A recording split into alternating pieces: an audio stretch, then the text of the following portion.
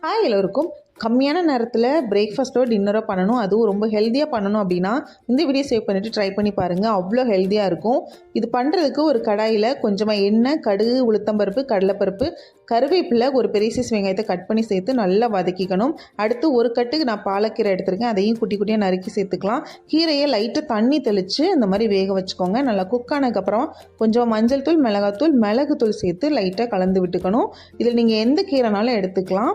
அடுத்து ஒரு medium size carrot, பீட்ரூட்டை நான் துருவி சேர்த்துக்கிறேன்.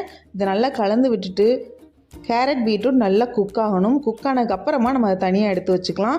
அடுத்து மாவு நீங்கள் இது நார்மல் தோசை பேட்டரில் கூட ரெடி பண்ணலாம். அப்படி இல்லைன்னா மில்லட்ஸு அந்த மாதிரி தோசை மாவில் கூட ரெடி பண்ணலாம். நான் ராகி கம்பு, அப்புறம் சாம அரிசி, தெனை அரிசி சேர்த்து புளிக்க வச்சு எடுத்து வச்சுருக்கேன். அந்த மாவில் நம்ம ரெடி பண்ணி வச்சுருக்கேன் மிக்சரை சேர்த்து நல்லா தண்ணி ஊற்றி இந்த மாதிரி பேட்டரை மிக்ஸ் பண்ணி வச்சுக்கணும். அடுத்து ஒரு பணியாரக்கல்லில் கொஞ்சமாக எண்ணெய், அப்புறம் இந்த பேட்டரை ஊற்றி ஒரு 3 நிமிஷம் மூடி போட்டு 2 பக்கமுமே குக் பண்ணி எடுத்தோன்னா சூப்பரான பணியாரம் ரெடி ஆகிடும். இதில் நம்ம எந்த குக்கிங் சோடா எதுவுமே சேர்க்க வேணாம். செம்ம சாஃப்டாக, வெளியில் கிறிஸ்பியாக, ரொம்ப டேஸ்ட்டாக இருக்கும். இதுக்கு நல்ல வேர்க்கடலை சட்னி, இல்லை தக்காளி சட்னி, இல்லை நார்மலாக தேங்காய் சட்னி கூட வச்சு சர்வ் பண்ணலாம்.